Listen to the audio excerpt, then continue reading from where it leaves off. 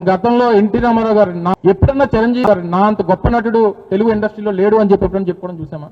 కళాకారుడు కళ్ళెర్ర చేస్తే ఎలా ఉంటుందో నీకు పూర్తిగా తెలియదు, చూపిస్తా. ఏదో రాష్ట్ర ప్రభుత్వం తాలూకా భూముల్ని కస్టోడియన్ గా ఉండాల్సినటువంటి ప్రభుత్వం సొంత భూముల్లాగా నచ్చినటువంటి ధరలకి అత్త సొమ్ము అల్లుడు దానం చేసినట్టు. ఏంట్రా సామెతలు చదువుతున్నావు?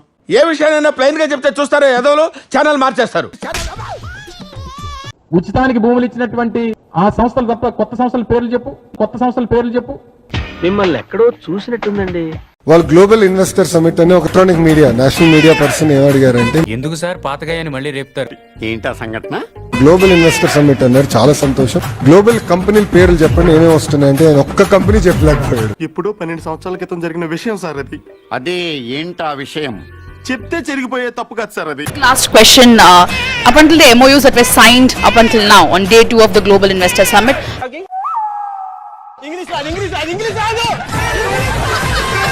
How much percentage of it was with foreign companies versus Indian companies? Sister no English only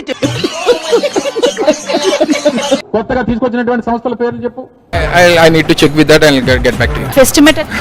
No, I can't let it. ఈ ఒక ముక్కే వచ్చు. We couldn't tell you in one company. అందరి ముందు పరుగు పోయిందిగా, ఇంకెలా తలెత్తుకుంటాం? రాష్ట్రం గురించి, రాష్ట్ర అభివృద్ధి గురించి, రాష్ట్రంలో జగన్మోహన్ రెడ్డి గారి హయాంలో నిర్మించినటువంటి పోర్టులు, చూసాను బొబ్బట్లు, పచ్చళ్ళు, అప్పడాలు, అల్లం వెల్లుల్లి పేస్ట్, జింజర్ గార్లిక్ పేస్ట్. ఇప్పుడు కరెక్ట్ గా మారుతున్నారు సారు. ఇదయ్యా మీ అసలు రూపం. ఎంతో దావోస్ వెళ్ళినప్పుడు ఎంత ఖర్చు అవుతుందో తెలుసా? మాకు తెలియదు సార్, మీరు దేశ ముదురు కాబట్టి చెప్పండి. మీరు ముదురు కదా, మీరు అందరు నాకుతుంటారు కదా. రాష్ట్ర ప్రభుత్వం నుంచి ఒక బృందం, ఈ బృందం అంతా వెళ్ళి దావోస్ ఒకసారి సంవత్సరానికి వెళ్తే ఖర్చు అయ్యేది దగ్గర 20 నుంచి 25 కోట్ల రూపాయలు ఖర్చు అవుతుంది. చెప్పురా మొత్తం చెప్పు. దేనికి ఈ తాపత్రయం అంతా? ఖర్చు అయింది ఈ ఖర్చు అంతా పెట్టి వెళ్ళి తండ్రి కొడుకులు ఇద్దరు డప్పు కొట్టుకోవడానికా? నేను ఎక్కడంటే నువ్వు అక్కడ చూస్తావేంటి? మీరు నాకు అంత కనిపిస్తున్నారు సార్. ఇంత బబుల్ గమ్ లో ఇంత బుడగున్నట్టు నాలో ఎంత ఉంది, నువ్వు కొంత చూసావు. అమెరికాకి ట్రంప్ ఎలాగో ఈ ఆంధ్రాకి 2 పంపులు వాళ్ళు తయారైనాయి. ఓ పంపేమో తండ్రి కొడుకు కొడుతుంటాడు. అటు చూడు బే. అతనేమో సొంత అమ్మ అడిగితే అన్నం పెట్టడు, వాడు చిన్నమ్మకు బంగారు గాలి చేస్తాడు. ఇది ఎంత మటుకో నమ్మసక్యంగా ఉంటుందో ఒక్క క్షణం ఆలోచించి. నువ్వు ఎవరి టీం డాడీ? నా టీమా వాళ్ళ టీమా నువ్వు? ఇంకో పంపేమో కొడుకు తండ్రి కొడుతుంటాడు. నీకు స్పాట్ నేను ఎడతాగా. గతంలో కోడిగుడ్డు మంత్రిని కోడి గుడ్డు పెడతది కానీ కోడిని పెట్టదు కదా అన్న. మరి నేను చెప్పింది తప్పు ఉందా? అసలే సార్, మా అమ్మ కూడా అదే అంటది. అప్పటి నుంచి నన్ను బుడ్డు అమర్నాథ్ అని పిల్లడం మొదలు పెట్టారు. గుమ్మడికాయలు దొంగంటే భుజాలు తడుముకున్నట్టుగా ప్రతిదీ కూడా వాళ్ళు ఏమన్నా కానీ నిన్నే అన్నట్టుగా నువ్వెందుకు బాధపడతా ఉన్నావు? మాకు మ్యాటర్ వీకు, పబ్లిసిటీ పీకు తేడా ఉంది కదా. కోడిగుడు మంత్రిని మీరు డావోస్ ఎందుకు వెళ్ళలేదంటే అక్కడ చాలా చలిగా ఉంది, మేము డావోస్ కి వెళ్ళలేమని చెప్పే పరిస్థితి మనందరం చూసాం.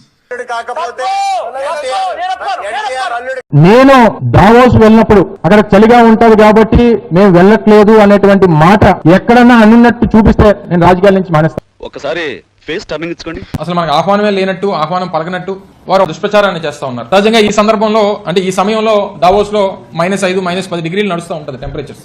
ఎలా చూస్తున్నా బుక్ అయిపోయావరా? విపరీతమైన చలి ఉంటది.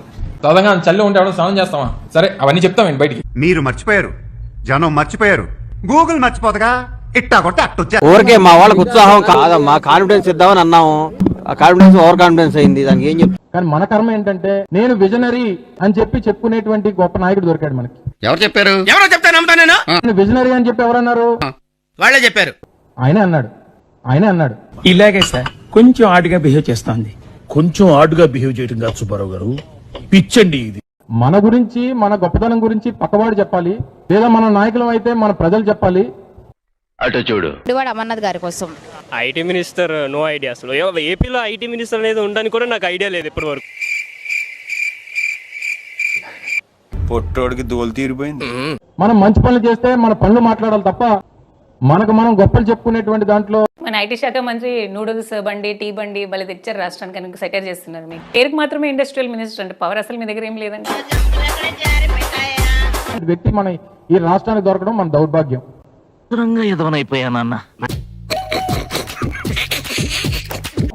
ఆ వేదిక మీద మాట్లాడినటువంటి చెప్పి వారిని ఆకర్షించి ఆ పెట్టుబడులు తీసుకొచ్చేటువంటి ప్రయత్నం చేయాలి తప్ప. అరే నువ్వు కొంచెం దూరం పోయి కూర్చోపో, అక్కడ కూర్చోపో. అదేంట్రా అర్థం లేదా ఆ గుడివాడ అమర్నాథ్ గురించి, లేకపోతే మనం మీరు ఆడిచ్చిన రికార్డింగ్ డాన్సుల గురించి చెప్తారా?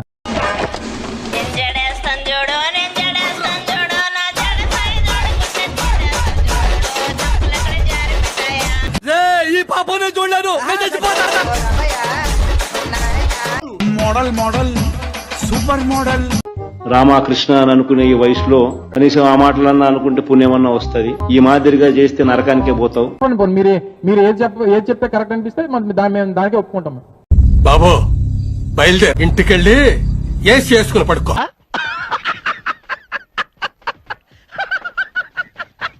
చూద్దాంలే. చూడటం కాదండి, మీరు చెయ్యాలంతే. మీరు ట్రై చేస్తారన్నారంటే అది ఓకే అయిపోయిన